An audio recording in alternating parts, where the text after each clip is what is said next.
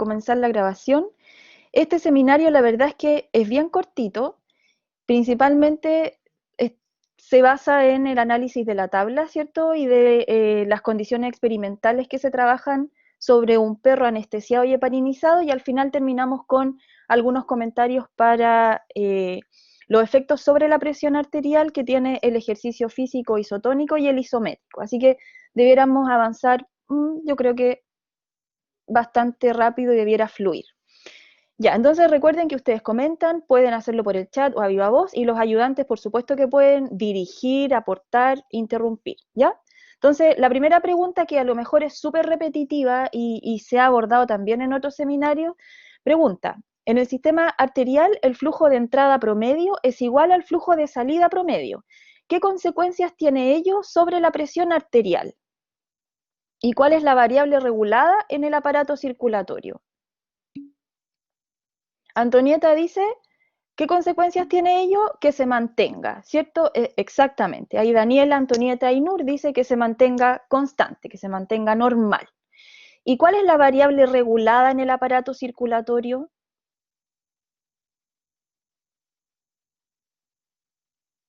Eso, ahí alguien está completando.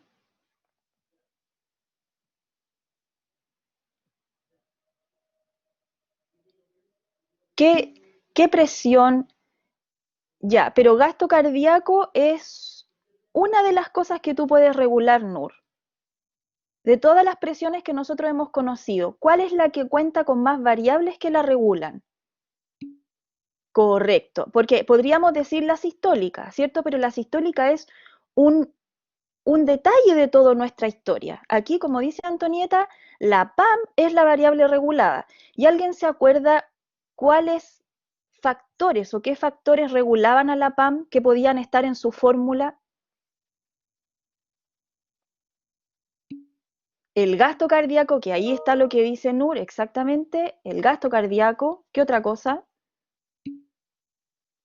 La resistencia periférica total o vascular, correcto, Antonia, y la presión venosa media, ¿cierto? Perfecto. Así que por eso ella es la regulada, ahí están escribiendo, exactamente. Por eso ella es la regulada, porque podemos regularla a través de distintas cosas, cosas que pasen en el corazón, como el gasto cardíaco, cosas que pasen en el lecho arterial o arteriolar, como la RPT, y cosas que pasen en el lecho venoso, como la presión venosa media.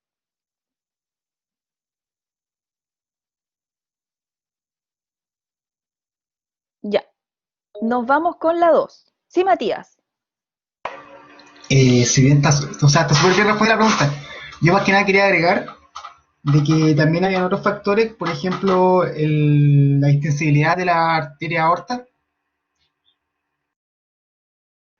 Claro. y bueno, el otro era el volumen, que era el gasto cardíaco. Lo que pasa es que, por ejemplo, para el adicional, no sé si lo mencionaron, pero era el tema de la arteria aorta, que por ejemplo cuando tenía mayor distensibilidad podía regular bien la presión. Mientras que cuando era una arteria rígida, por ejemplo, era más complicado. Y era, por ejemplo, se podían pasar temas de alteraciones de la presión arterial, como por ejemplo una hipertensión. Claro. Y un aumento de la sistólica, Exactamente. claro.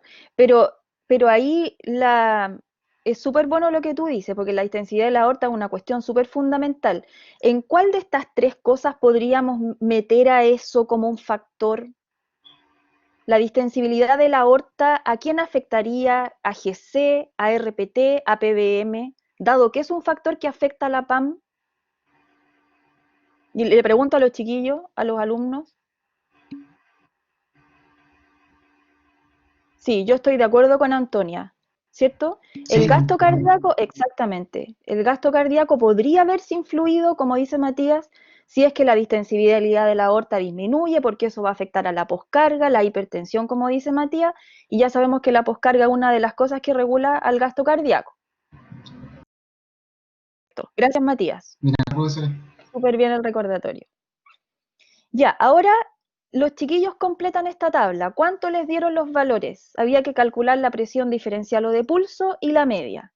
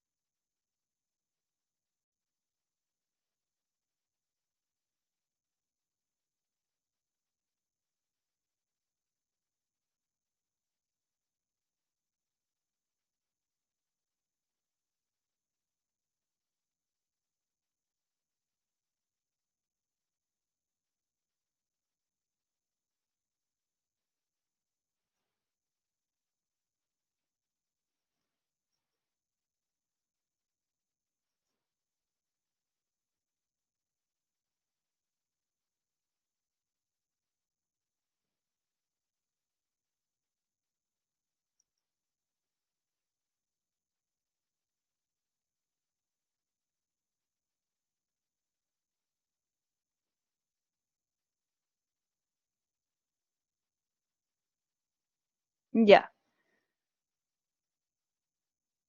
La del isoproterenol, ¿a todos les dio eso?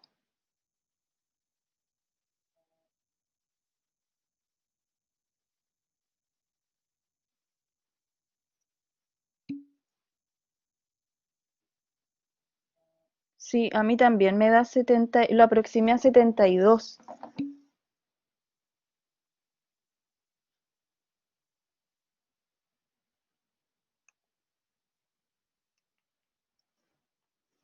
Sí, así que arreglémoslo ahí.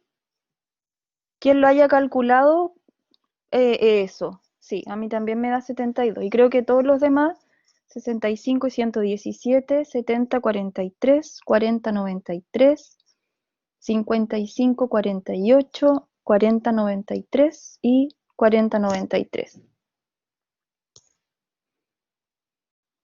Ya, sí, ahí sí, ya, perfecto. Entonces, las preguntas que vienen es ir analizando cómo cambia uno de estos factores dependiendo de la variación experimental que hayamos hecho en este perro. Hay que recordar arriba que se nos explica que son eh, experimentos sucesivos, ¿cierto? Entonces primero le damos 5 microgramos de norepinefrina, dejamos que vuelva a los niveles basales, luego le damos 5 microgramos de isoproterenol, ¿ya?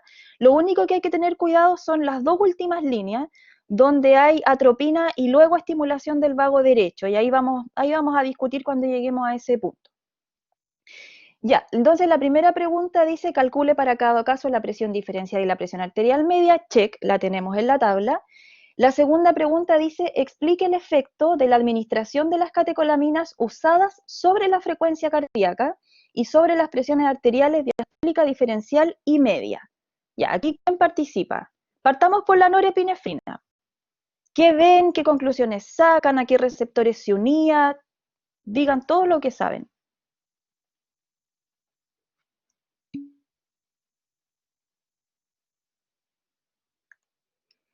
Se unía con mayor afinidad a alfa 1. ¿Qué implicancia tiene eso, Antonia? Perfecto. Y vasocontrae. Exactamente, en vasos. Y tiene un efecto vasoconstrictor, ¿cierto? Ese efecto vasoconstrictor, Antonia, Nur y los demás compañeros, también los chiquillos ayudantes, ¿cuál de todas estas variables que calculamos o la que nos entrega la tabla va a afectar y en qué forma? ¿Qué implica que vasocontraiga? ¿Qué variable de la PAM? Correcto. Aumenta la resistencia periférica, ¿cierto, amor? Y eso, ¿a quién va a afectar? ¿A la sistólica, a la diastólica?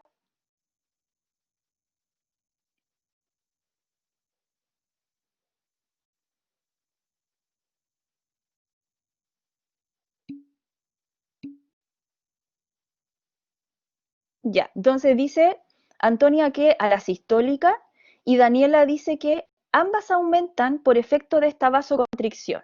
Ya, perfecto. Yo estoy de acuerdo con Antonia y también con Daniela, que nosotros vemos evidentemente que ambas aumentan mucho, mucho.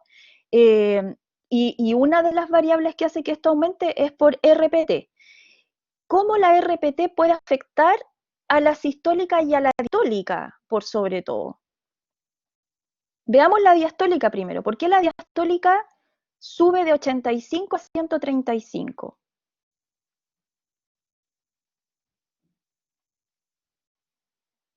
Analizándolo directamente con la RPT. ¿Por qué un aumento de RPT hace aumentar la diastólica? Esa es mi pregunta.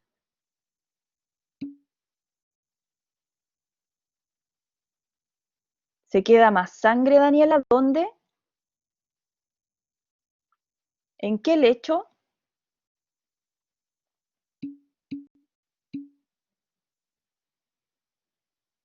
En el lecho arterial, ¿cierto? Ya, entonces, Antonia y las demás chiquillas dicen algo importante. Dice Daniela que se queda más sangre, ¿en qué lecho? Dice ahí Antonieta, en el lecho arterial, ¿verdad?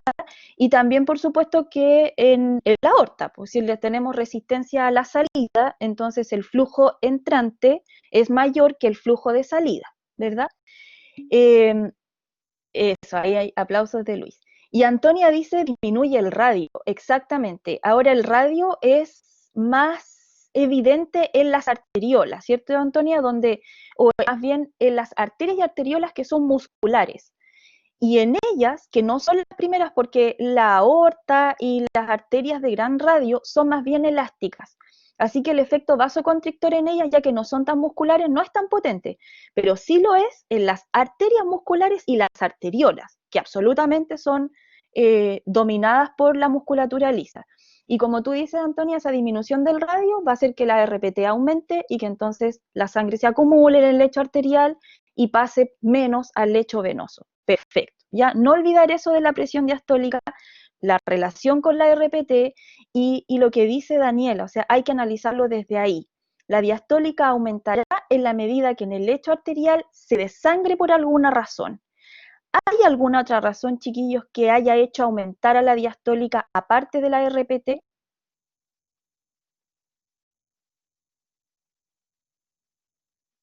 Porque una cosa es que esté disminuyendo la salida de esa sangre.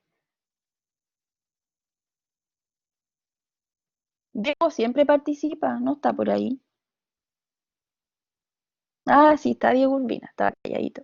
Marcelo, el aumento de la frecuencia cardíaca, ¿están de acuerdo con Marcelo?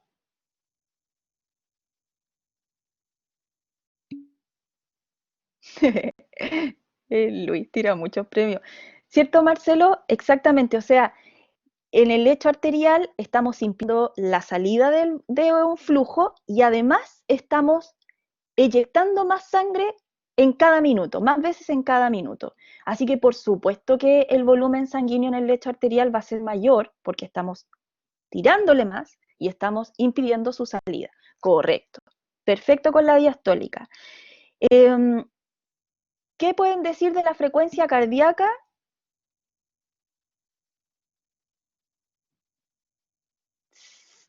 Sí, Daniela, justamente ahora íbamos ahí. En este caso, no nos dan, Daniela, cuánto tiempo pasó para medir de inmediato la frecuencia, pero claro, nosotros habíamos visto en la clase, y está también en una diapo que yo tengo, que lo que uno veía cuando medía el efecto sobre la frecuencia cardíaca era el reflejo, la bradicardia refleja.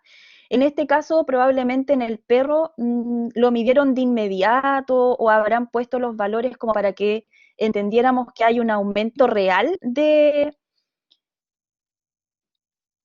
Sí, sí, también podrían alterarse por la anestesia. Pero yo creo, Daniela, que es súper importante lo que Daniela dice. Esta guía, Daniela, es un poco más vieja de lo que yo soy y lo que llegué a hacer este curso. Entonces, eh, yo creo que ese 105, yo creo que ese 105 lo pusieron en la tabla para que nosotros supiéramos y discutiéramos por qué aumenta la frecuencia cardíaca. Pero es súper importante lo que dice Daniela. Nosotros de inmediato veríamos un efecto de bradicardia refleja como lo comentamos en la clase, ¿cierto? Ahora, si tú comparas el efecto de epinefrina con norepinefrina, veríamos igual un poquitito de bradicardia refleja, Daniela, como que estamos en vías de...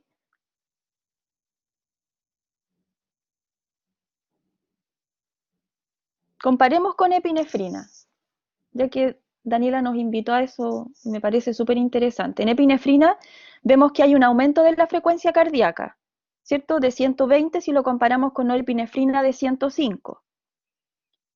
¿Por qué con epinefrina no veíamos bradicardia refleja?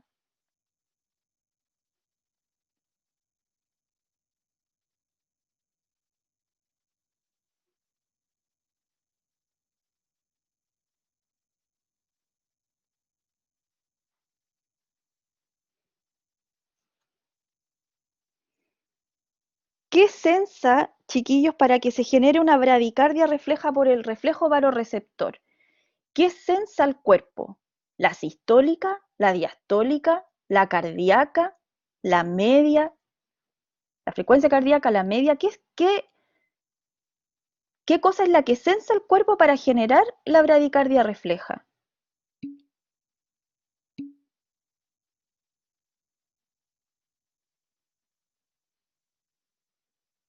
Más exactamente, su mayor determinante es la PAM y también lo es la diferencia entre la sistólica y la diastólica, ¿cierto? Y en este caso nosotros tenemos, si miramos a la norepinefrina, tenemos una diferencial de 60 y además tenemos una presión media de 155, que es harto más de lo que tenemos de 116 con la epinefrina.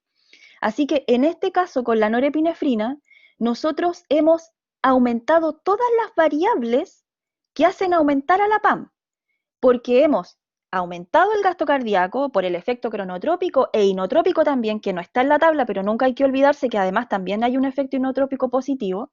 Hemos aumentado la RPT, que es el otro factor de la PAM, por la vasoconstricción, y además hemos aumentado la presión venosa media, porque recuerden que en las venas hay una gran cantidad de receptores alfa 1 para vasocontraerlas, y entonces hemos aumentado las tres cosas que habíamos dicho que hacían que la PAM subiera.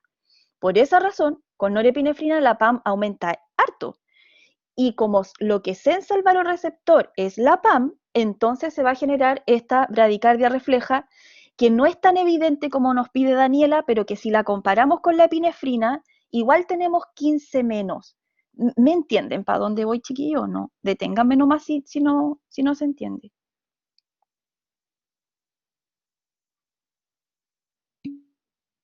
Sí, dice Emilio. Ah, ya, perfecto. Ahora, ¿por qué con epinefrina no vamos a ver una bradicardia refleja potente? Como si la estamos viendo, para eso estamos en vías de verla con la NORE.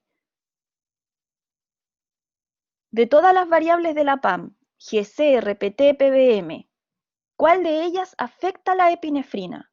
A esta dosis, que es una dosis baja.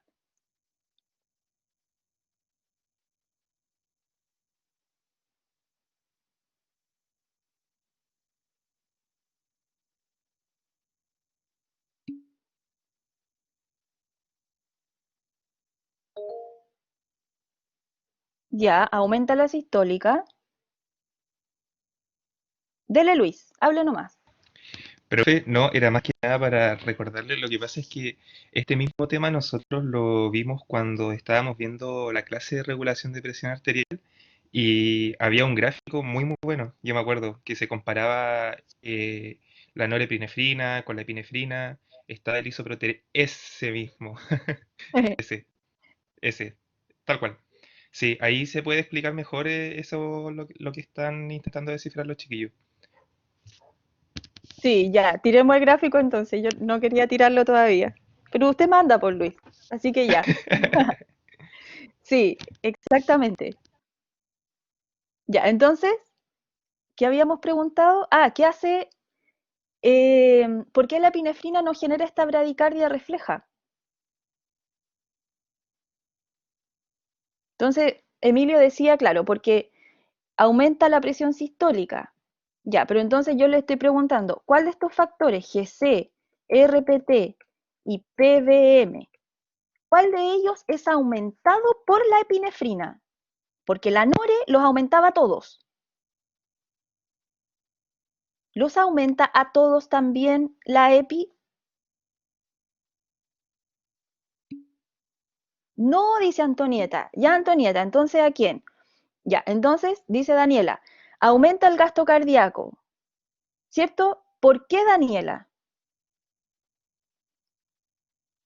¿A través de qué efectos aumenta el gasto cardíaco? Correcto, Emilio, porque se une a beta 1 con afinidad muy similar a como lo hace noradrenalina. No, está bien, está bien. Aumenta entonces la frecuencia cardíaca por su alta afinidad con beta 1. Eh, y también dice, Antonieta dice, la presión diastólica la baja. Eso ya, entonces ahí están apareciendo hartas cosas. Entonces, dice Luis, adrenalina es afín por beta 2, por lo tanto hay vasodilatación. Así que, ¿cómo estaría la RPT aquí? ¿Qué pasa con la RPT cuando hay adrenalina en esta dosis? ¿Aumenta o incluso puede disminuir? ¿Es cierto? Disminuiría por el efecto vasodilatador Y eso podría llevar a lo que dice Antonieta, que la presión diastólica baje.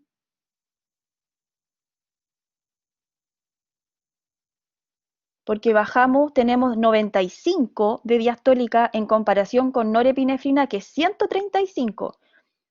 Por lo que decíamos antes, ¿cierto? Si la RPT es menor, ahora la sangre no se acumula en el lecho arterial, sino que puede pasar hacia el lecho venoso. ¿Ya? Entonces, la epinefrina aumenta el gasto cardíaco por su efecto inotrópico también y cronotrópico, como decía Emilio. A la RPT no la aumenta porque no es vasoconstrictora de estas dosis, sino que vasodilata, así que disminuiría la RPT. ¿Y tiene algún efecto sobre la presión venosa media, la adrenalina? Recordando que ella es afín por beta 2, como dice Luis. ¿Qué dijimos de venas, vasodilatación y beta 2? ¿Debería disminuir?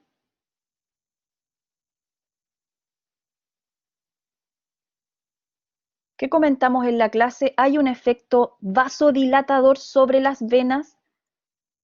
¿Necesitan las venas eso?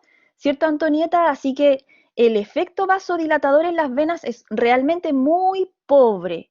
Hay un efecto vasoconstrictor muy potente, pero un efecto vasodilatador muy pobre, porque decíamos en clases, ellas ya son capacitantes, ya tienen alta distensibilidad, no las hagamos más distensibles porque vamos a tener problemas. Ya. Entonces, por esa razón, dado que de las tres cosas que aumentan a la PAM solo tenemos un aumento del gasto cardíaco, la PAM no aumenta considerablemente como lo hizo la norepinefrina. Por eso tenemos 120 de frecuencia cardíaca, porque tenemos ahora una frecuencia cardíaca limpia. En cambio, a la norepinefrina vemos 105. Voy a volver a repetir eso porque, como decía Daniela, podríamos estar en vías de ver en vías de ver una bradicardia refleja, como decía Daniela. Ya, perfecto. ¿Qué más hay que decir? De adrenalina, de noradrenalina. Los alumnos, los ayudantes, no sé, algo más que se me esté pasando a mí.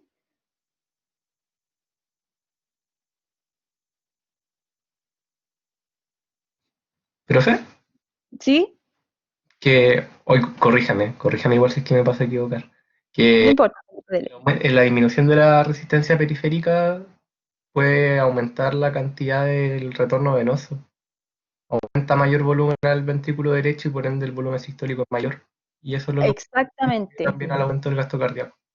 exactamente. También tienes toda la razón. Si uno se da la vuelta al retorno venoso, sí, porque hay más flujo hacia la vena. Súper bien. Eso, por ejemplo, a mí se me había ido. Gracias, gracias Felipe, exactamente. Y eso contribuiría entonces al aumento de GC, como comentábamos recién. Y al aumento de la sistólica, que igual está aumentadita con epinefrina, ¿cierto? Ya, y entonces, no olvidar, y ahí vamos a dejar esta imagen que la repetimos porque se la tienen que recordar, que en el corazón y en los vasos sanguíneos tenemos receptores adrenérgicos, también muscarínicos obviamente, que hay algunos que son más abundantes que otros. Por ejemplo, en el corazón el más abundante es beta 1, por eso la flecha grande dijimos en clase, y a través de él, que en un corazón sano es como el 80-85% tenemos de beta 1, a través de él se logran los efectos que habíamos dicho, ¿cierto? Cronotrópico positivo, inotrópico positivo, y el dromotrópico, que también debiéramos considerarlo, y no lo hablamos, pero también es importante recordarlo para el efecto en la frecuencia cardíaca. Y también tenemos receptores beta 2, que aquí nosotros no dimos mucha información para no hacer un spoiler a fármaco, ¿cierto, chiquillos? Los ayudantes, que algo se ve en fármaco. Nosotros ahora tenemos como un 15, un 20% de beta 2. Y sí, y ese beta 2, nosotros aquí lo vimos como asociado a proteína GS, pero después en fármaco, ya van a ver que él es súper súper bonito. Exactamente. Y que beta 2 puede comportarse de distintas formas y en un insuficiente cardíaco puede empezar a aumentar y ganarle al beta 1, porque el beta 1 se regula, ¿cierto? Se internaliza. Ya, pero eso lo vamos a dejar para fármaco. Nosotros ahora sabemos que el más abundante es beta 1, que está asociado a GS y que por lo tanto tiene los efectos que ustedes ya saben que vamos a tener sobre la frecuencia cardíaca y sobre el inotropismo. No es tema a lo mejor de esta clase para no latearlos, pero en este punto ustedes deberán estar preguntándose, ya, entonces la frecuencia cardíaca, ¿qué pasaba con el umbral? ¿Qué pasaba con la pendiente del prepotencial? ¿Qué pasaba con la cantidad de latidos por minuto, que eso lo vimos hace hartas clases atrás, ¿cierto? Exactamente con el PDM, la parte más negativa, si se hacía más negativo o no, exactamente. Y también tenemos a los M2, ¿cierto? Pero eso los vamos a ver en...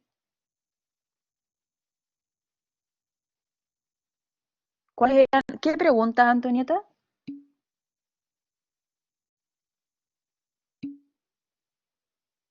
Sí.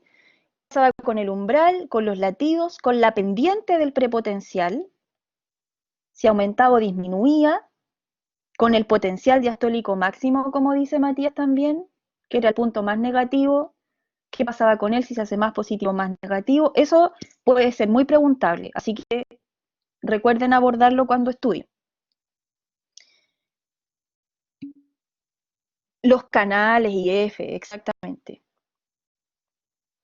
Ya, vamos con la siguiente pregunta. No hay pregunta para el isoproterenol, así que comentemos al tiro el isoproterenol dentro de este grupo como de catecolaminas. ¿Qué tienen que decir del isoproterenol?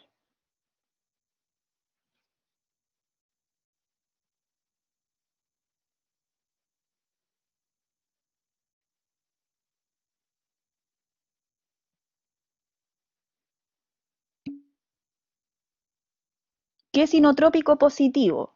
Ya. ¿A través de qué receptor, Emilio?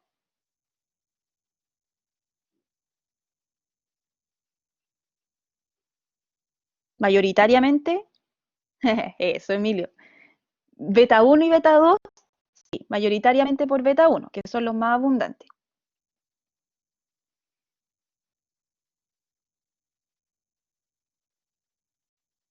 Ya entiendo lo que me está queriendo decir Emilio, parece. Que el isoproterenol es afín por beta 1 y por beta 2. ¿Cierto? Es un agonista beta no selectivo, se une a beta 1 y a beta 2. El efecto inotrópico positivo lo vamos a encontrar principalmente a través de beta 1. ¿Y qué efecto, Emilio, o a los demás compañeros vamos a ver por su unión a beta 2? Exactamente. Y lo que vemos ahí, alguien puso la flechita, es el efecto en la resistencia periférica, ¿cierto? Es un súper vasodilatador. Él tiene más afinidad que las otras dos, que la epi y la noradrenalina.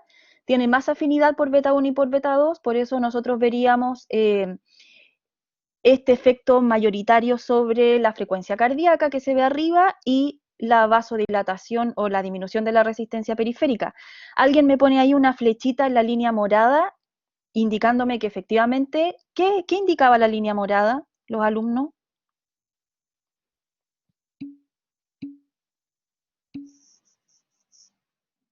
La moradita, la diastólica, sí. La naranjita, la PAM Antonia. Así que lo que vemos es efectivamente por vasodilatación una disminución de la presión diastólica y un aumento de la sistólica por este efecto que tiene sobre la frecuencia cardíaca. Voy a volver a hacer una pregunta. ¿Por qué es la norepinefrina la que tiene la mayor sistólica?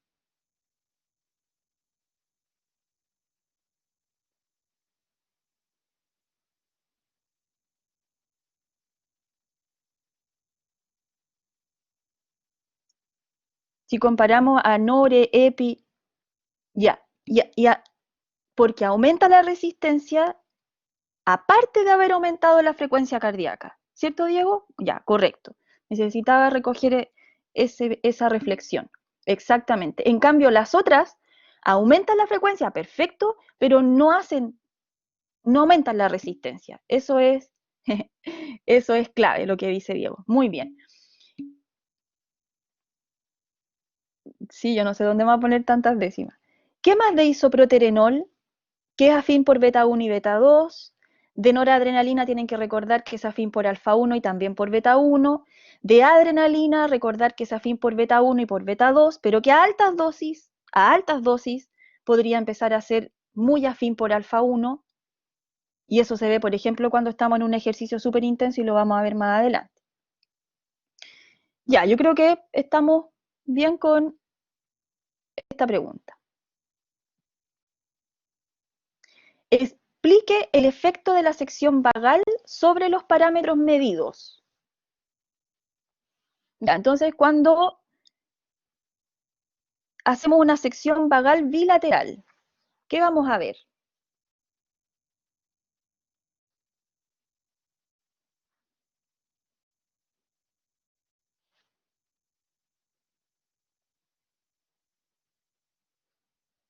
Chiquillo, antes de que me contesten, perdone, Nur, perdone. Para meter otro concepto que podemos hacer ese link. ¿El isoproterenol le hace algo a la poscarga? A utilizar más palabras aparte que pueden aparecer en la prueba.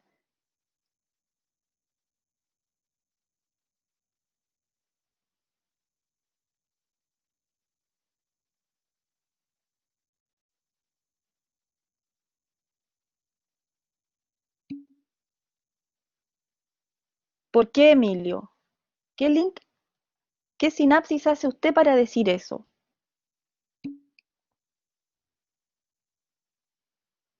La disminuye porque disminuye la diastólica. Ya. Y la diastólica, entiendo, Antonita, que te estás acordando de la imagen del ciclo cardíaco y la diastólica era la clave para abrir la válvula aórtica. Y hay menor resistencia y por lo tanto disminuye la diastólica y por lo tanto disminuye la poscarga. Ya, perfecto. Necesitaba recoger esa idea. Súper, súper bien. Correcto. Muy bien. Oye, ¿e isoproterenol tendrá algún efecto sobre la presión venosa?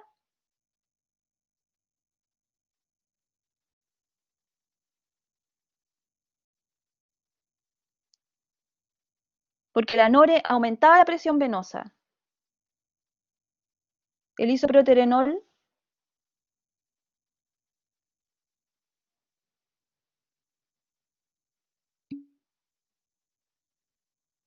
¿por qué, Antonieta?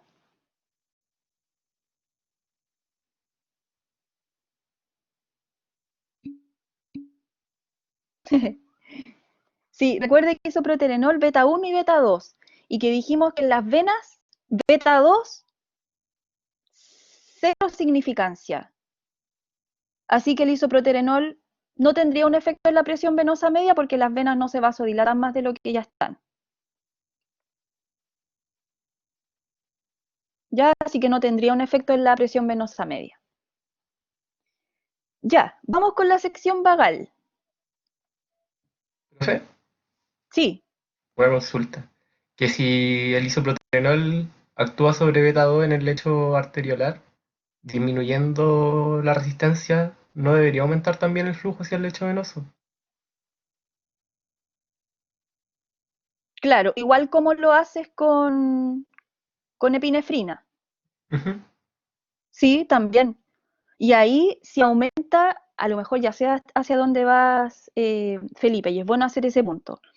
Si aumenta el flujo hacia el lecho venoso, vamos a tener mayor retorno venoso, ¿cierto? Que es lo que entiendo que estás diciendo, Felipe. Y ahí Sí. a lo mejor hay que hacer ese punto, que bueno que lo dijiste, porque la presión venosa media podría aumentar. Recuerden, chiquillos, que la presión venosa puede aumentar por dos cosas. Porque contraigas la vena o porque le pongas a la vena un volumen mayor. Entonces, en este caso, el isoproterenol, a lo mejor no directamente, indirectamente, podría llegar a afectar a la presión venosa, poquitito, ¿cierto, Luis? Poquitito, pero al menos hace que exista esa fuerza que impulsa, pero poquitito. Pero nunca vasodilatando, sino que aumentando la presión por este efecto que nos recordaba Felipe, que como aumenta hacia el lecho venoso, va a llegarle más sangre a las venas van a sentir más presión sobre su pared, y recuerden que más volumen tú le pones, ellas cambian su geometría y se vuelven menos distensibles, así que empujan a la sangre hacia el corazón. Así que es bueno lo que comenta, pero no un efecto vasodilatador, pues estaríamos pensando en un efecto, ni vasoconstrictor, es por volumen de sangre ese vaso. Sí, súper buena acotación. Ya, ¿qué pasa con la sección vagal? Alguien dijo algo por ahí arriba. Ya no hay freno, dice, bueno, Nur dijo aumento de la frecuencia cardíaca. Daniela dice ya no hay freno de la acción simpática. Y Antonieta dice que se murió.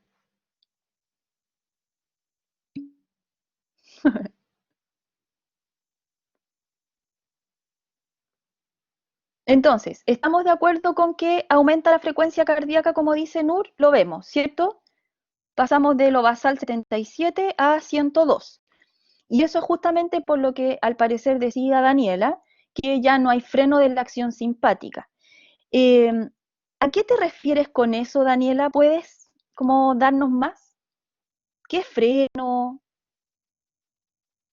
¿Cómo era eso sobre el corazón?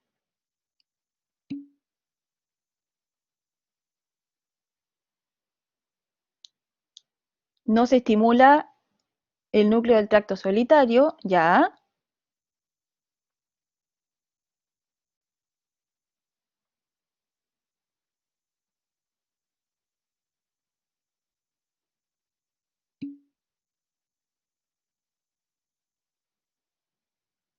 Por lo tanto, no hay control parasimpático.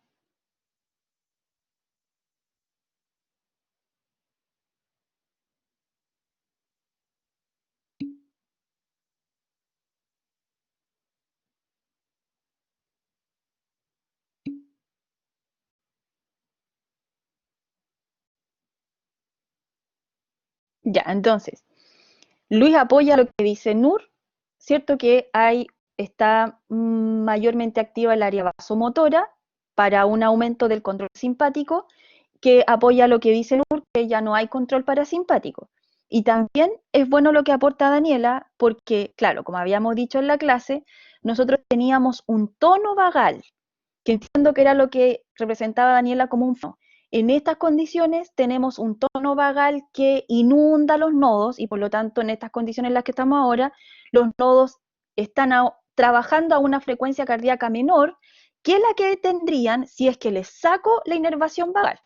Así que si yo secciono el vago, efectivamente le vamos a sacar este freno, como decía Daniela, y naturalmente si le saco el freno, el nodo va a latir como quiere latir. Entonces aquí nos está diciendo que él latiría a 102 si es que nadie lo frenara. En este caso no lo está frenando el vago, ¿cierto?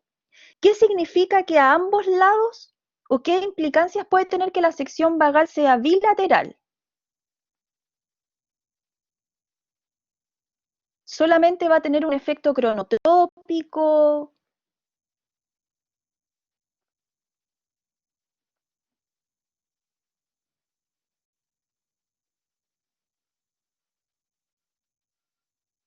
¿Se acuerdan que en clase dijimos que a quién estimulaba el vago derecho, a quién estimulaba el vago izquierdo? Si corto el vago derecho, ¿a quién voy a afectar en el corazón? Si corto el vago izquierdo.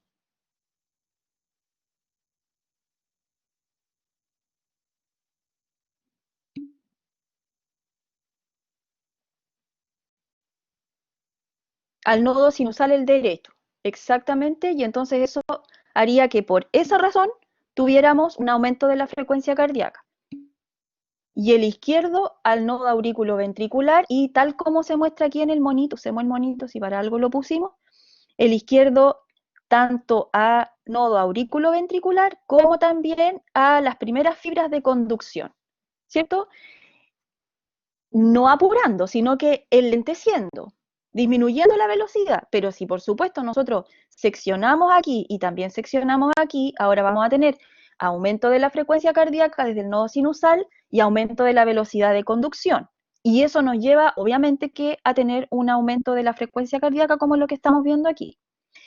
¿Qué les parece la presión sistólica. ¿A qué responde el aumento de la presión sistólica?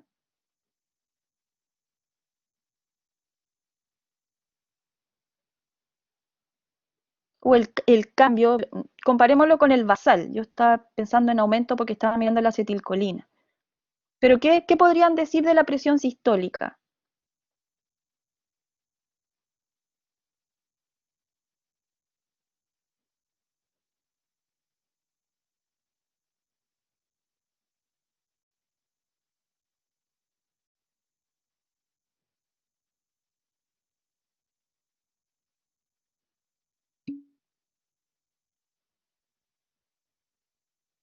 Disminuye muy poquitito, ¿cierto? De 125 a 120, exactamente. Ahora, hay algo importante porque si lo verde ya no va a estar, voy a estar a cargo de lo rojo. Y lo rojo es por norepinefrina. ¿No debiera estar viendo entonces este efecto? ¿No debiera darme aquí cuando tengo predominancia de la vía roja? ¿No debiera darme 195 y me dio 120? Ah, que la diferencia es que en esta condición experimental yo estoy añadiendo norepinefrina por sobre la que se libera, ¿cierto? O sea, no estoy viendo el efecto de que me hayan inyectado una dosis de norepinefrina, estoy viendo simplemente cuánto libera mi sistema simpático de manera tónica, de manera normal. ¿Y qué les parece la diastólica?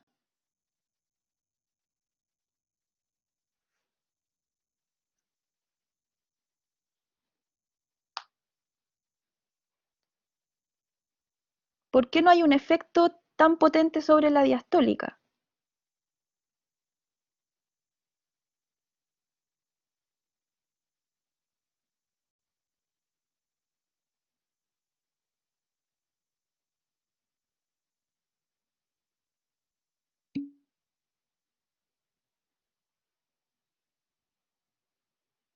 Por lo mismo, ¿de qué, Antonieta?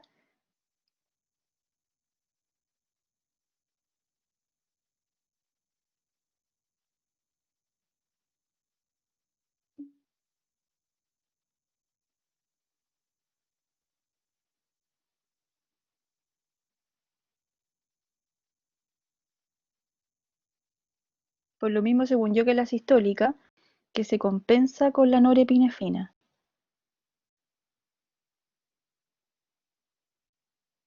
Ay, no te entiendo, Antonieta, pero ¿a qué te refieres con que se compensa?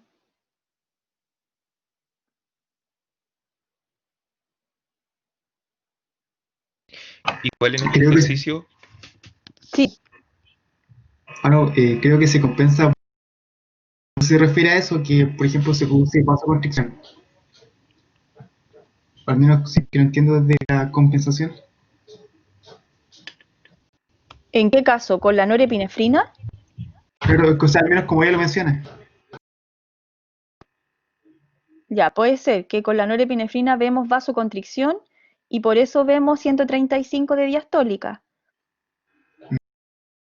La sección vagal bilateral no tiene un efecto en vasos, ¿cierto? Vamos a ver un efecto predominantemente en el corazón, profe, ¿sí?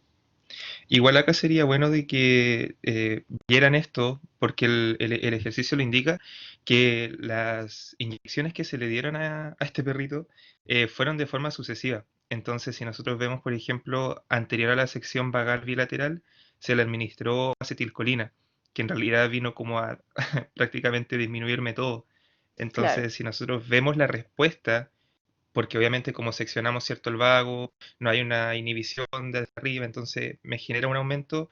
Si nosotros comparamos, por ejemplo, cuando nosotros le administramos acetilcolina y la sección vagal bilateral, si hay cambios que son súper notorios, sobre todo con la frecuencia cardíaca y con el aumento de la presión diastólica.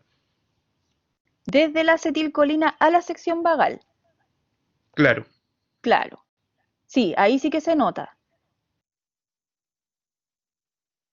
Sí, ¿entiendes lo que quiere decir Luis, cierto? claro, que en el fondo, De si aquí a nosotros, acá. si nosotros, por ejemplo, hacemos la comparación entre norepinefrina y la sección vagal tendríamos que intentar ajustarlo a que esos dos sucesos ocurrieron de forma consecutiva. Pero, por ejemplo, luego de la norepinefrina, administramos isoproterenol, administramos epinefrina, le agregamos acetilcolina. Claro. Ya, y eso sí podría tener algún efecto, aunque nos prometieron, espera Antonieta, en el principio, si vuelven a la página 1, nos dijeron, nos prometieron, aunque como dice Luis puede ser no tan cierto, dice, las inyecciones y las maniobras se hicieron sucesivamente en el orden indicado, esperando entre ellas hasta que los parámetros medidos retornaran a los niveles basales o a un nuevo valor en estado estacionario. ¿Cierto? Claro, ¿qué es lo que dice NUR? O sea, aquí nos dicen lo que NUR nos dice. Sí, efectivamente, cuando le dimos al perro norepinefrina, esperamos que se estabilizara para luego darle isoproterenol. Ahora, como dice Luis, a lo mejor algún efecto enmascarado hay aquí de haberle administrado uno tras otro, a pesar de que dimos un tiempo NUR, eso es importante, dimos un tiempo para que la variable manipulada anterior no afectara a la variable que estoy manipulando ahora. Pero, o sea, ¿cuánto tiempo tiene que pasar para que un perro haga clearance de epinefrina?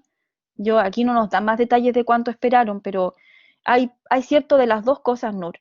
Es cierto que hay que asumir que tras la administración de cada cosa el perro volvió a lo basal, pero algo puede haber también, que es lo que la mirada que Luis estaba haciendo.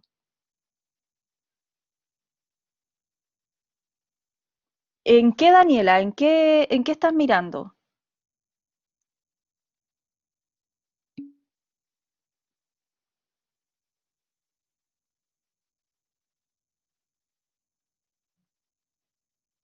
¿Comparándolo con qué, Daniela? ¿Con norepinefrina?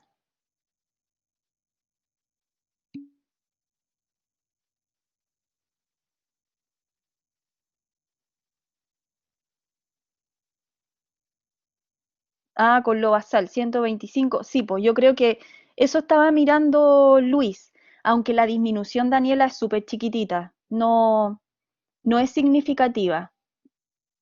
Así que no te quiebres la cabeza mejor pensando, dándole una explicación a 5 unidades, que realmente es bien poquitito. Pero puede ser que lo que decía Luis, pues una seguidilla de eventos que llevaron a eso. Pero no vamos a hacer así en la prueba, Daniela, ¿eh? Como que un cambio de 125 a 120 en ningún caso. Yo creo que aquí deberían enfocarse en los efectos que tiene principalmente lo que es la sección vagal, ya sea unilateral o bilateral, y cómo este Ujú. afecta a las variables.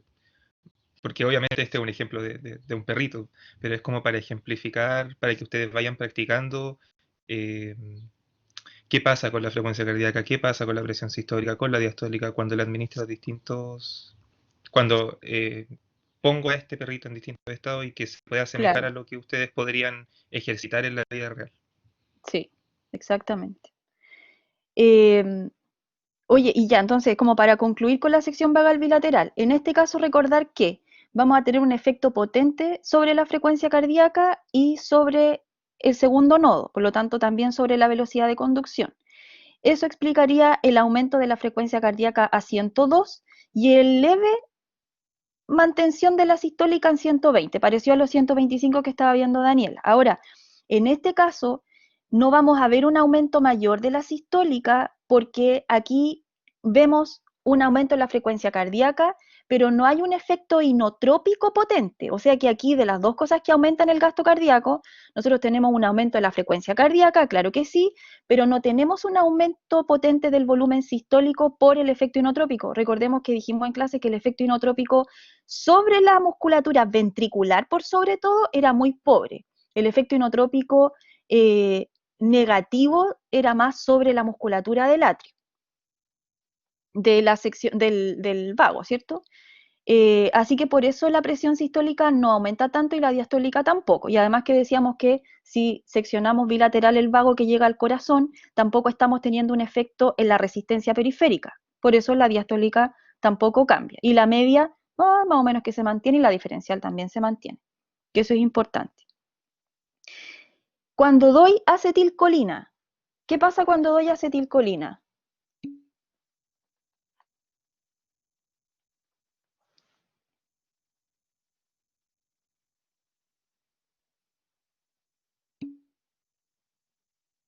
el porqué del cambio de la frecuencia cardíaca. En la sección vagal me imagino que me estás preguntando, Antonieta. Claro, decía yo que vamos a tener un aumento de la frecuencia cardíaca porque ya no tenemos al vago derecho inervando al nodo sinusal. Ahí vamos a tener un aumento de la frecuencia cardíaca, pero además vamos a tener un aumento de la velocidad de conducción, porque no vamos a tener al izquierdo enlenteciendo al segundo nodo. Y si aumentamos la velocidad de conducción de atrio a ventrículo, más rápido vamos a depolarizar y más potenciales vamos a poder descargar. Y eso también aporta a que tengamos un aumento de la frecuencia cardíaca.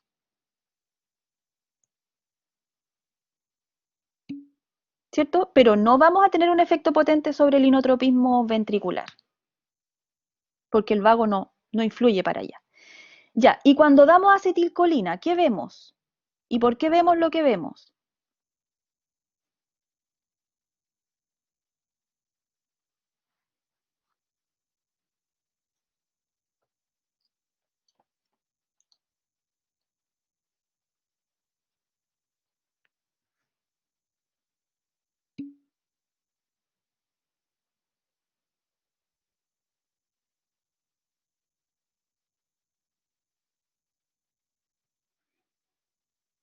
Por estimulación PS. ¿A qué te refieres, Daniela? PS. Ah, ya.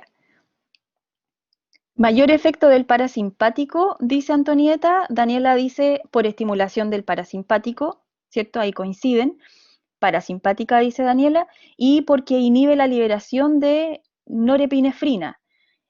Ya, a ver, Antonia, ahí nos puede dar más información al tiro acerca de a qué se refiere con eso.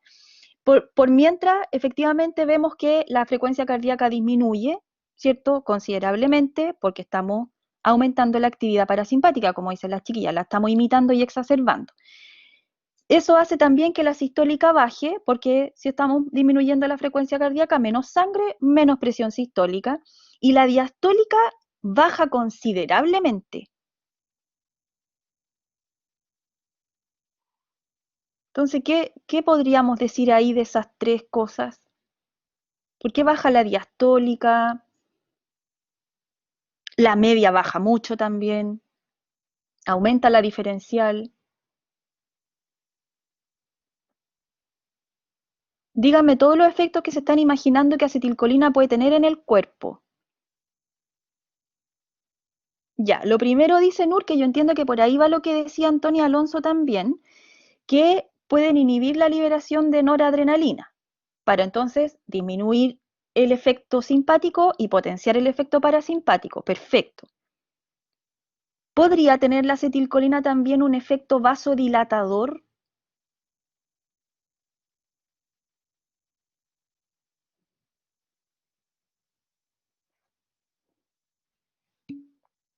Muy bien, Matías, exactamente. Nunca hay que olvidarlo a él, ¿cierto? Que, que en clase sí, yo creo que se va a hacer más amigo de nosotros en la clase de este miércoles, que ahí vamos a hablar más de óxido nítrico, pero sí lo hemos nombrado, ¿verdad? Y lo dijimos también en la clase, que la acetilcolina no es un gran vasodilatador por los efectos directos que ya haga sobre un receptor muscarínico, sino que busca vías como alternativas para igual lograr su efecto. Y una de la mayor vía es por la síntesis de óxido nítrico, como dice Matías. Exactamente. Y eso, lo del óxido nítrico, recuerden que dijimos en clase que pasaba tanto en la vasculatura para vasodilatar, pero también pasaba en la musculatura ventricular para disminuir la contractibilidad del miocardio. Así que el óxido nítrico nos sirve para explicar, por ejemplo, una vasodilatación y la disminución de la diastólica, pero también para comprender un menor inotropismo y por lo tanto disminución de la sistólica. Ya. ¿Qué más podríamos decir de acetilcolina? ¿Algo más? Antonieta, Daniela.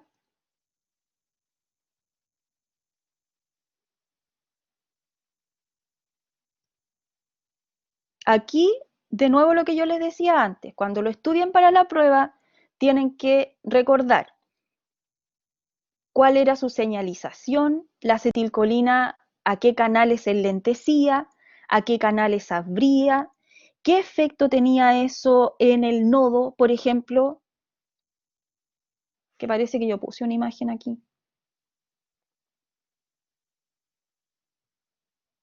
Claro, esto era esta imagen, ¿se acuerdan?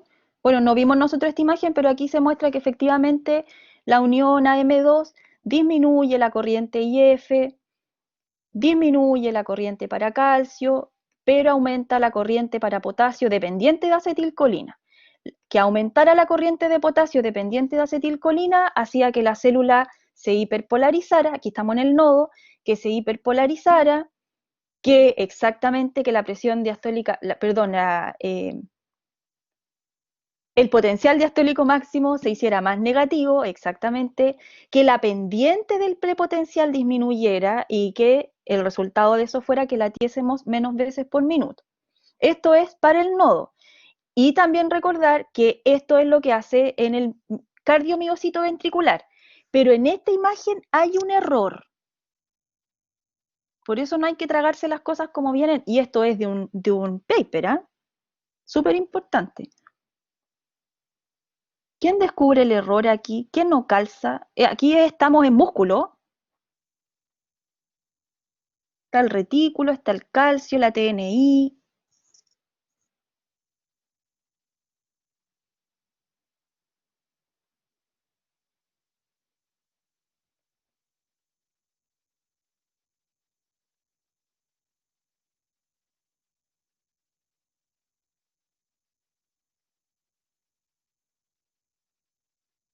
Podríamos poner esta pregunta en la solemne y decir, ¿dónde está el error?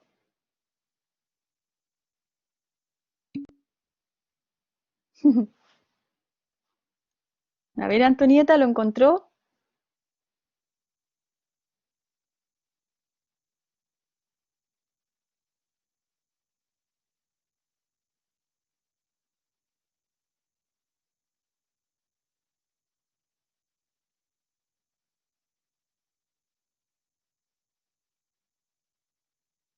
¿Qué no les calza de los efectos de M2?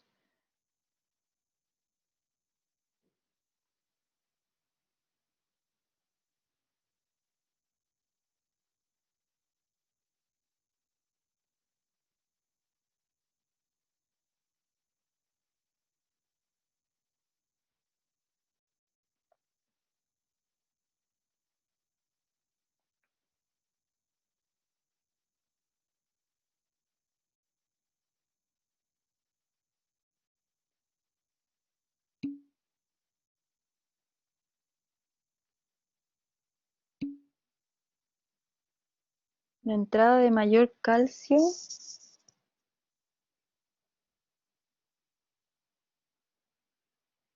No, eso está bien, porque esa es la ruta que haría el AMP cíclico producto de beta 1. Entonces beta 1 aumentaría la pKa y aumentaría la entrada de calcio. En cambio, M2 a través de alfa I inhibe al adenilato y por lo tanto inhibe todas estas cosas. Pero aquí hay una mentira muy grande.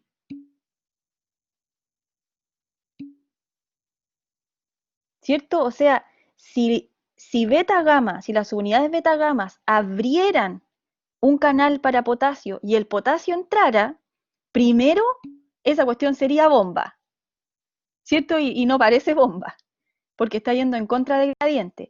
Y además, si el potasio entrara, este cardiomiocito se depolarizaría, y si se depolariza, más se va a contraer. Así que la flecha correcta aquí debiera ser hacia afuera, ¿sí o no?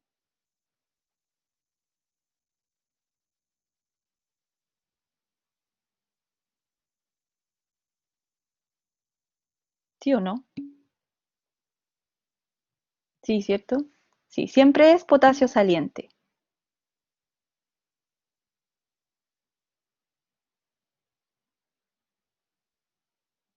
Ah, claro, sí, es que ese es otro. Ese es otro canal. Tú dijiste, a lo mejor ya está saliendo por ahí, puede ser que por ese entre, ¿cierto? No, también sale. Tiene que salir siempre. Ya, Parece que esta es la última que nos queda de esta parte. Explique lo que ocurre al administrar atropina y lo que sucede anteriormente al estimular el vago derecho. En este caso, Nur y Luis, a los chiquillos que comentaban, hay que asumir que no le dimos tiempo al perro para que se recuperara de atropina. Dimos atropina y dimos vago. Y estimulamos el vago derecho.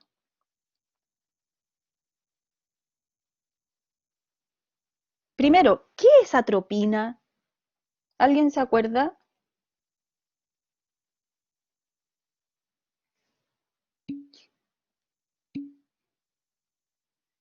Ya, parece que un efecto cronotrópico positivo, deprime el vago, ya, ¿con qué mecanismo de acción? Porque es un antagonista, dice colinérgico Felipe. Exactamente, eso que dices tú, lo que agrega es correcto. Un antagonista colinérgico, pero muscarínico. Y gracias a ese efecto es que, tal como dice alguien por ahí, parece que es Luis, vamos a observar un efecto cronotrópico positivo, o sea, aumento de la frecuencia cardíaca. ¿Vemos eso cuando damos atropina? Sí, ¿cierto? Si lo comparamos con el basal de 77 a 101 y si lo comparamos con la condición en la que viene el perrito, claro, de 10 a 101 efectivamente hay un aumento de la frecuencia cardíaca. ¿Qué ven en sistólica, diastólica, presión media? ¿Qué dirían ahí? ¿Qué ven?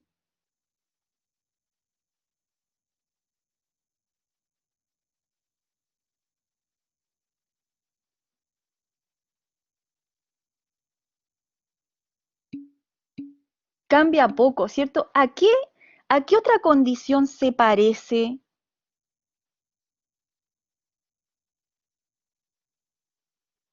Dar atropina, ¿a qué otra de las? Correcto, Nur. Buena observación, exactamente. Administrar atropina se parece mucho a la sección vagal bilateral y Nur decía por ahí arriba, es como, ¿cómo decía Nur? Deprime el vago, ¿cierto? Es como haberlo cortado, efectivamente, y vemos los mismos efectos, o sea, atropina principalmente sobre el nodo para la disminución, para el aumento, perdón, de la frecuencia cardíaca, eso hace que la presión sistólica, la verdad es que se mantengan sus valores y la diastólica disminuye respecto a la diastólica, pero no es significativamente importante la diferencia. Ya, ¿y qué pasa cuando ahora estimulamos el vago? Después de haber dado atropina.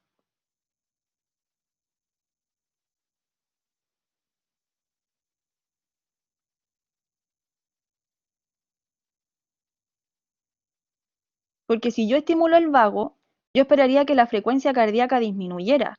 Y no veo eso.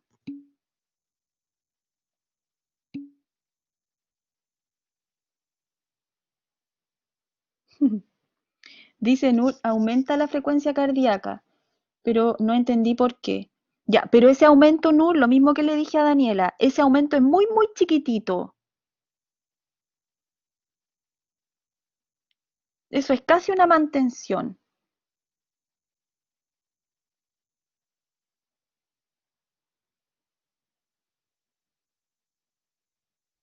Y Luis dice, Aria Basomo.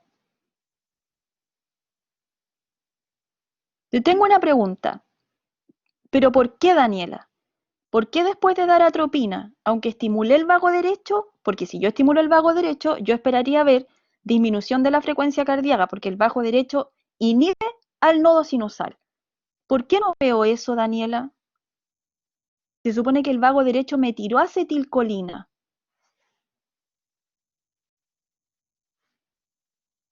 Estimulé al vago derecho y tiró acetilcolina.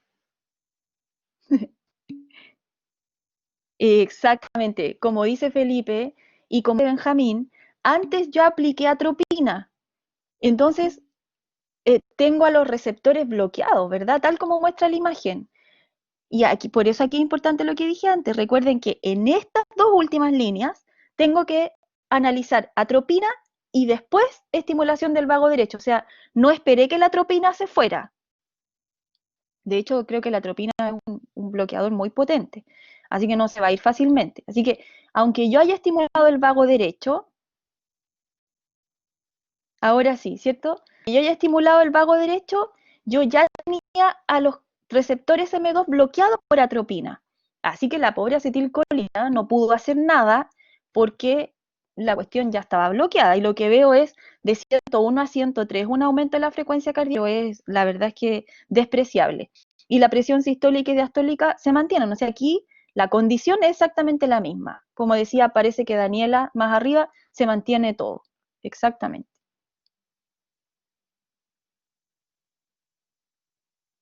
Ya. Pasamos ahora a la pregunta número 3.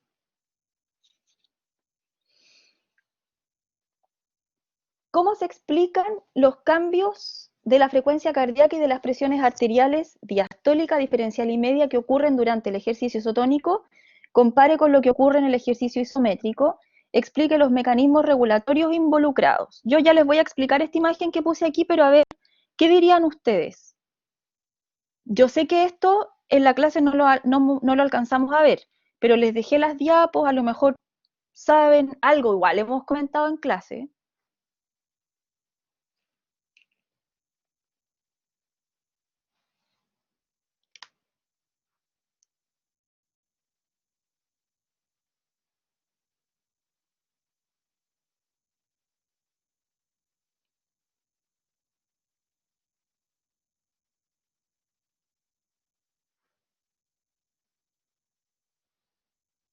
Ya, vamos a dirigir esta parte entonces.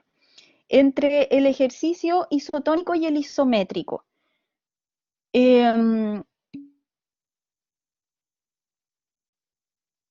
A ver, dice Antonieta, yo me acuerdo que la compensación para los deportistas que hacen maratones es disminuyendo la diástole.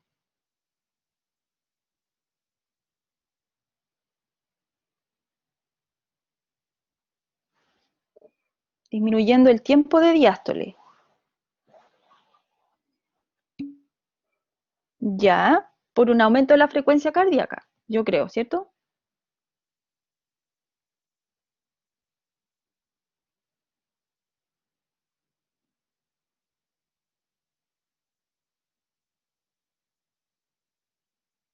Ya, ¿quién más se acuerda de algo?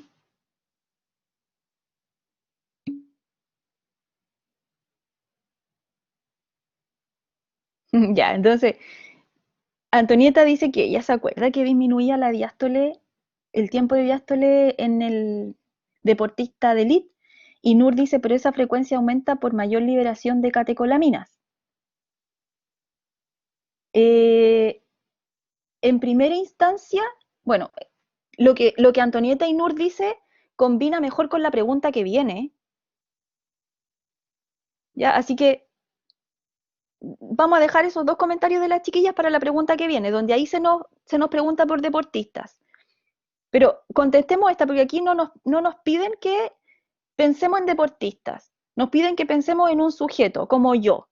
Si ustedes a mí me ponen a hacer un ejercicio isotónico y si me ponen a hacer un ejercicio isométrico, ¿en cuál de ellos yo voy a ver cambios en la presión arterial y qué cambios? Entonces Luis dice algo de la respuesta anticipada al ejercicio.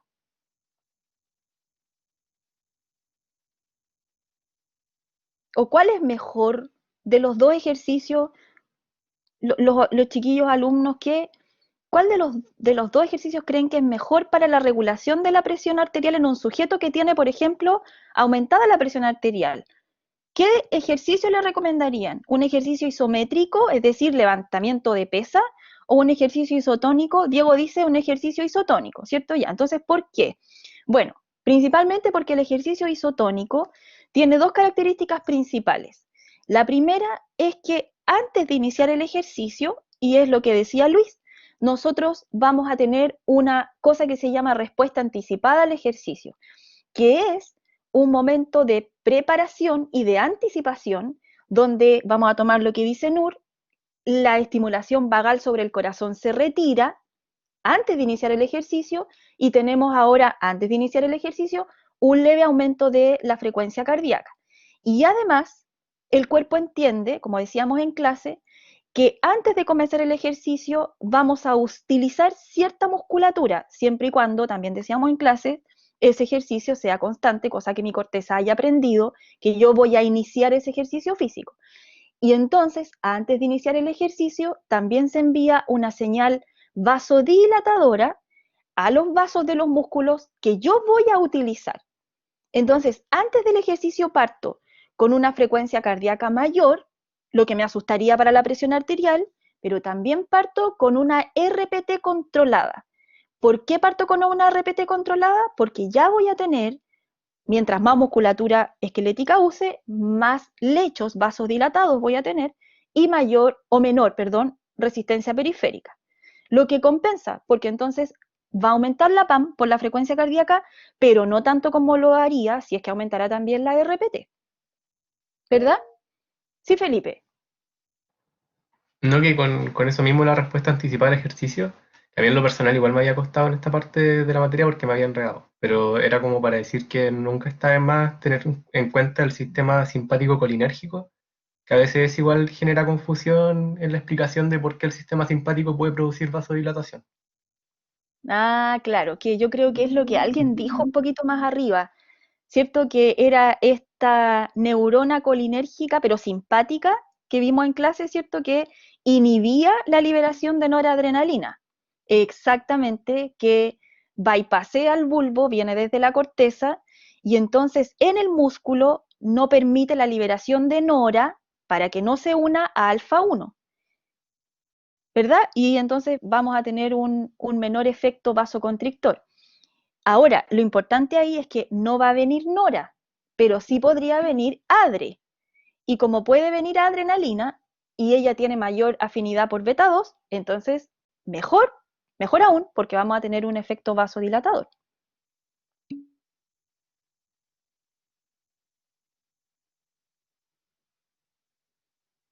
Eso es lo que estaba diciendo Nur, parece, ¿cierto?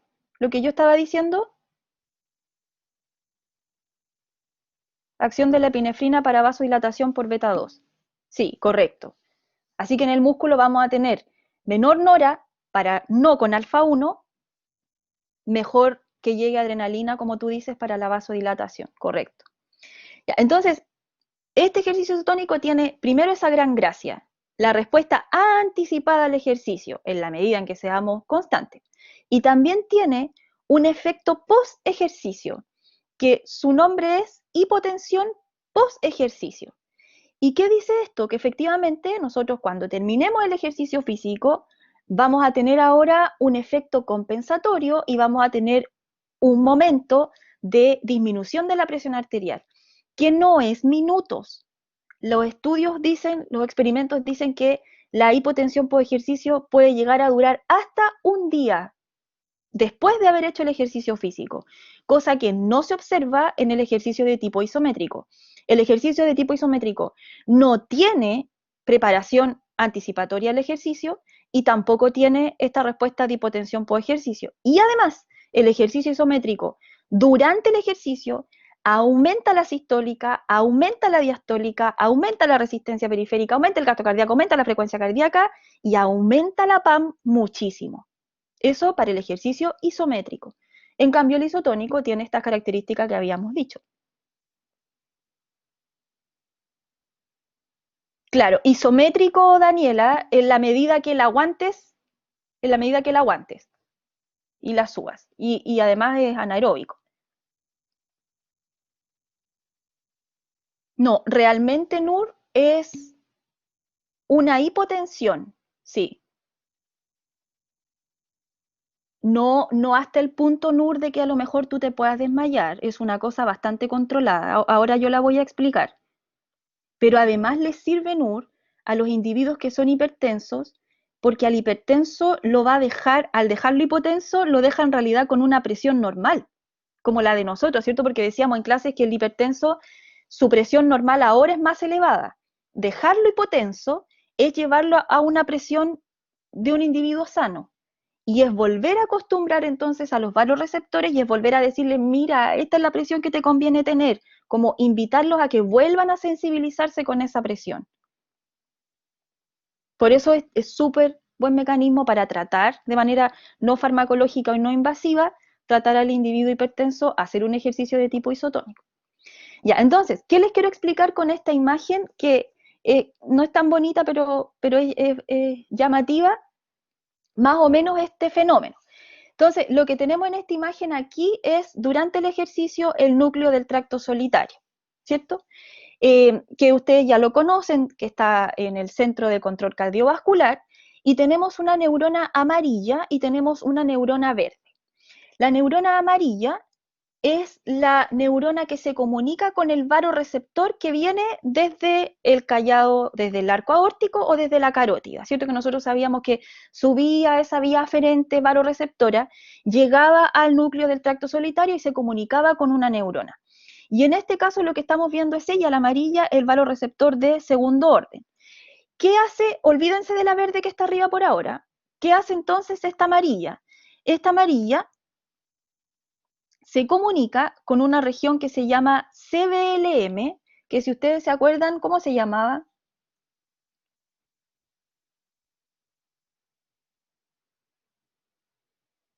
Médula caudal ventrolateral, ¿cierto? Caudal ventrolateral. Y RVLM,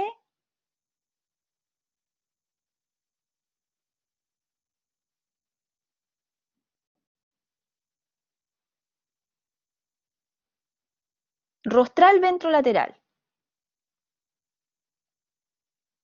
¿Ya? Caudal ventrolateral, rostral ventrolateral. Lo que me importa es que me digan ahora, ¿qué saben de RVLM? ¿Qué hay ahí? ¿De qué se encarga RVLM? Cuando esta zona está excitada, ¿qué pasa?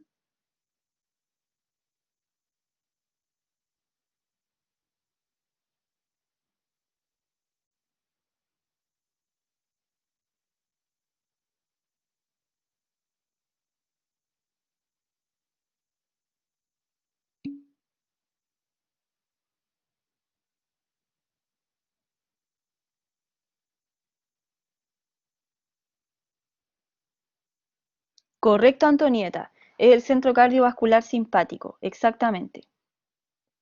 Entonces, cuando, cuando estamos en ejercicio físico, esta de aquí, aunque insisto, olvídense de lo verde de arriba, esta excita a la secundaria.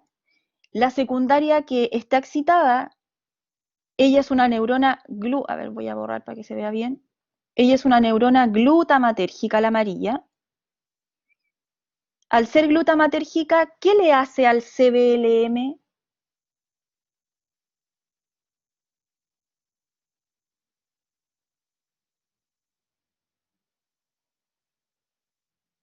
Lo excita, lo activa, ¿cierto? Y si el CBLM está activo, ¿qué hacía él sobre el RBLM?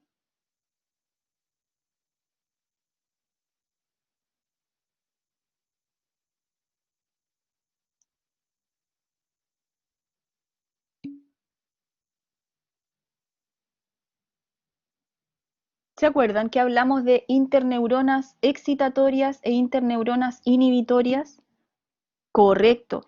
El CBLM son interneuronas inhibitorias hacia el RBLM, por lo tanto aquí hay una liberación de GABA, ¿cierto? Así que voy a describir de nuevo la historia. Lo que yo tendría, olvidándome de la inervación verde de arriba, es que el varoreceptor excita a la interneurona, perdón, al varoreceptor amarillo, él libera glutamato sobre CBLM, CBLM al estar excitado por el glutamato libera GABA y cuando CBLM le envíe GABA al rostral ventrolateral lo va a inhibir. Y al inhibirlo, yo tendría un menor efecto simpático. ¿Verdad? Hasta ahí se entiende, ¿cierto? Ya, ahora, atención, no se me escapen, atención, nos queda poquito. Cuando yo estoy durante el ejercicio, cuando estoy haciendo el ejercicio, aparece entonces esta inervación verde.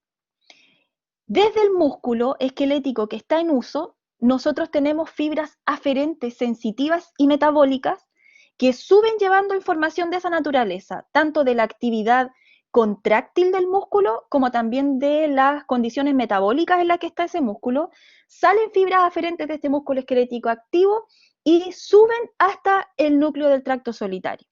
Entonces, ahora lo que hay que tener presente es que durante el ejercicio yo necesito que mi cuerpo tenga una activación simpática. O sea, no me sirve que este camino me esté llevando a que el RBLM se calle, porque lo que yo necesito para responder al ejercicio físico es decirle a mi cuerpo, por favor, aguanta un poco viviendo a grandes presiones, no actives al vasoreceptor porque voy a durar 10 minutos en la bicicleta y me voy a cansar, se me va a activar el parasimpático. Entonces, durante el ejercicio lo que yo quiero es que mis músculos lleven la información sensitiva y metabólica hasta esta interneurona GABA que es verde, que ustedes la ven ahí, y entonces cuando se activa esta interneurona verde, ella libera GABA sobre el vasoreceptor, y ahora, ¿qué le hace al vasoreceptor secundario, al amarillo? ¿Qué efecto provocó la llegada de la información del músculo durante el ejercicio? ¿Que se excitara o que se inhibiera la amarilla?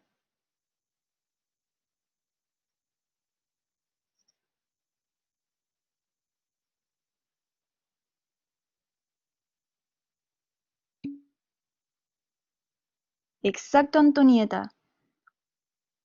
Exacto, no sé si todos están mirando lo mismo. Lo que hicimos entonces fue, a través del ejercicio físico, se excita la verde, la interneurona GABA, ella envía GABA sobre la amarilla, eso implica que la amarilla se inhiba, la amarilla liberaba glutamato, pero como ahora está inhibida, va a liberar menos glutamato, como que algo así, ¿cierto? Como un feedback positivo al parecer, porque lo que vamos a tener será menor liberación de glutamato hacia el CBLM. Si hay menor liberación de glutamato, entonces, ¿qué efecto voy a tener?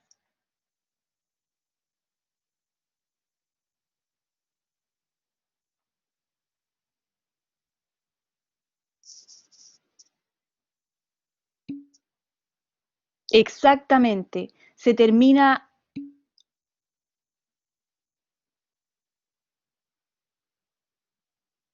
¿Y qué va a implicar eso, Antonieta? Que si se inhibe CBLM, ¿qué va a pasar con RBLM? Correcto, exactamente. Entonces lo que vamos a tener va a ser un mayor tono simpático, una mayor actividad simpática, pero durante el ejercicio, para lograr responder al ejercicio físico. O sea que, sin duda, ¿qué pasa con la presión arterial durante el ejercicio físico? Aumenta. Si no es que eso sea malo, lo necesitamos para responder al ejercicio físico. Ahora, después del ejercicio, aquí viene el efecto compensatorio de gran significancia, porque después del ejercicio ahora yo voy a tener menor inervación de la musculatura, que ya no está activa, y además hay como un acostumbramiento aquí, una adaptación. Ahora sí que va a resultar la llegada de la información desde el vasoreceptor, no voy a tener esta información desde la verde, y ahora el vasoreceptor, que durante este tiempo, no sé si lo ven así, pero durante este tiempo del ejercicio, al vasoreceptor como que se lo estuvieron saltando, o sea, o bypaseando, como decía alguien por ahí, porque el vasoreceptor estaba informando, oye, estoy sintiendo una gran presión, y el músculo decía, no, aguántate, espera, espera.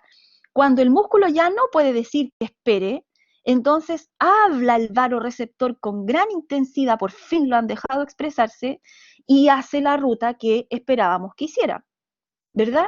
Excita la amarilla libera glutamato sobre CBLM, si a CBLM le llega glutamato se excita y él libera gran cantidad de GABA, y al liberar gran cantidad de GABA sobre el RBLM, entonces hay una gran inhibición, y entonces si hay una gran inhibición sobre este centro cardiovascular, lo que tenemos ahora también es una gran disminución de la actividad simpática, lo que nos lleva a este efecto del post-ejercicio.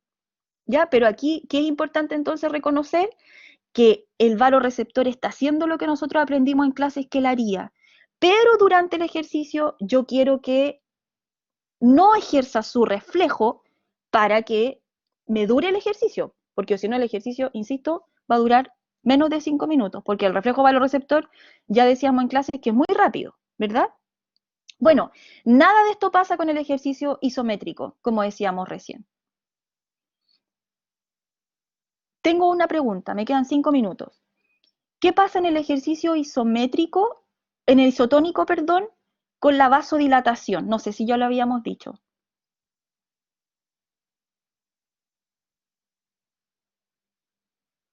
Me olvidé, no sé si lo dijimos.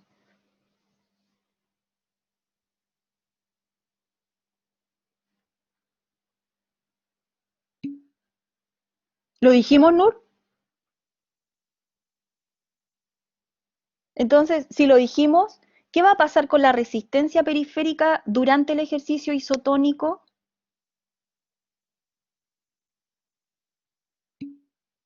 Disminuye por el gran efecto vasodilatador. Ah, sí, parece que lo comentamos, ¿cierto? Por el gran efecto vasodilatador, disminuye la resistencia periférica total y eso es súper bueno porque va a aumentar la PAM por el aumento de la frecuencia cardíaca, pero nunca tanto como si aumentara también la RPT. Sí, eso también es importante. Es de forma localizada, solamente dependiendo de la musculatura que estemos utilizando, ¿cierto? Ahora, si usted quiere en un hipertenso disminuir aún más la RPT, mándele a hacer un ejercicio donde exista más masa muscular involucrada. Ojalá use más músculos para que más lechos estén vasodilatados. Póngalo a trotar, por ejemplo, Nur, exactamente. Nadar es súper bueno, sí. Ya, y con esta nos vamos, nos quedan 3 minutos. ¿Cuáles son los mecanismos responsables del aumento del gasto cardíaco durante el ejercicio moderado en un individuo no entrenado, el ejercicio moderado en un individuo entrenado y el ejercicio máximo? Esto lo vimos alguna vez en clases.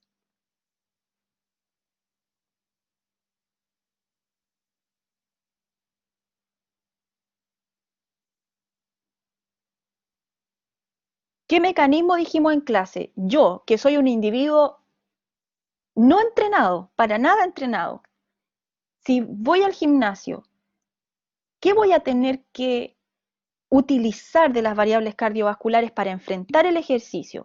Correcto, Antonieta. Al individuo no entrenado tiene que jugar con la frecuencia cardíaca, ¿cierto? Y es lo que observamos aquí. Aquí tenemos 3 individuos, el no entrenado, el entrenado y el de elite. Ya el de elite es una cosa incluso ya remodelada cardiovascularmente. A una frecuencia cardíaca de 140, si comparamos a los 3 en la misma frecuencia cardíaca, vamos a ver que efectivamente el gasto cardíaco del individuo de élite es mucho mayor. ¿Cómo lo hizo él? Por ejemplo, la profe Silvana, ¿cierto? ¿Cómo lo hizo él si tenía la misma frecuencia cardíaca que yo? ¿Cómo puedo tener un gasto cardíaco mayor? Aumentando el volumen sistólico, ¿cierto? Que es el efecto o la variable que puede utilizar el individuo entrenado. Así que ahí ya hemos contestado la B.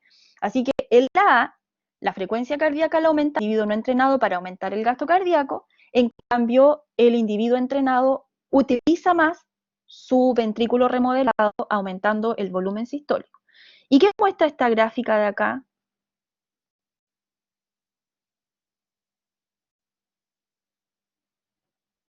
Si me miran a mí, que soy la roja, a medida que aumenta en mí el gasto, perdón, la frecuencia cardíaca, ¿qué me pasa en un punto en adelante? Exactamente, Antonia. Cuando llega este momento, creo que ahí estás mirando, esa frecuencia cardíaca, entonces el volumen sistólico empieza a disminuir, ¿verdad? ¿Por qué? Porque disminuye mucho el tiempo de llenado. Y como disminuye el tiempo de llenado, entonces menor precarga y menos eyectamos. Ahí nos vamos a fatigar y vamos a tener que terminar el ejercicio físico. Y en cambio, el de elite, él va aumentando su frecuencia cardíaca. En él, en cambio, exactamente, hay un aumento del volumen sistólico aún a frecuencias cardíacas súper altas. exactamente. Entendemos que en él el ventrobablemente está ya remodelado de manera excéntrica, ¿cierto? Que decíamos que era el clásico remodelamiento en los individuos deportistas. Y en el medianamente entrenado, en el entrenado, bueno, él está como entre los dos, ¿verdad? Y en el ejercicio máximo, ¿qué va a pasar en todo individuo cuando alcance el ejercicio máximo? Porque esta curva en él no va a ser eterna siempre, no va a seguir subiendo hasta el infinito.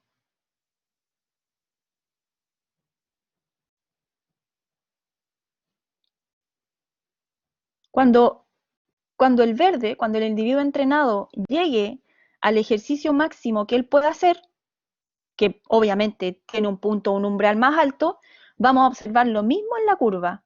Vamos a ver que esta curva va a empezar a disminuir, porque igual va a llegar un momento, aunque tengas un ventrículo excéntrico y de mayor volumen, va a llegar un momento en que a una frecuencia cardíaca tan grande, efectivamente, aún en él, el volumen de llenado es un volumen muy pobre y por lo tanto el volumen sistólico va a disminuir, el gasto cardíaco va a disminuir también y vamos a tener que detener el ejercicio físico y los sistemas de compensación de la presión arterial nos van a llevar y nos van a obligar a la disminución y a la detención del ejercicio.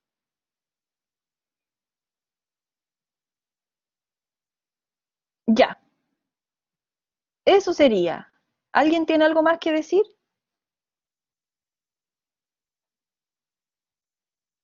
Yo, chicos, Sí, recuerden que si tienen alguna duda con respecto al seminario, con respecto a la materia que estén viendo, nos pueden hablar a los ayudantes.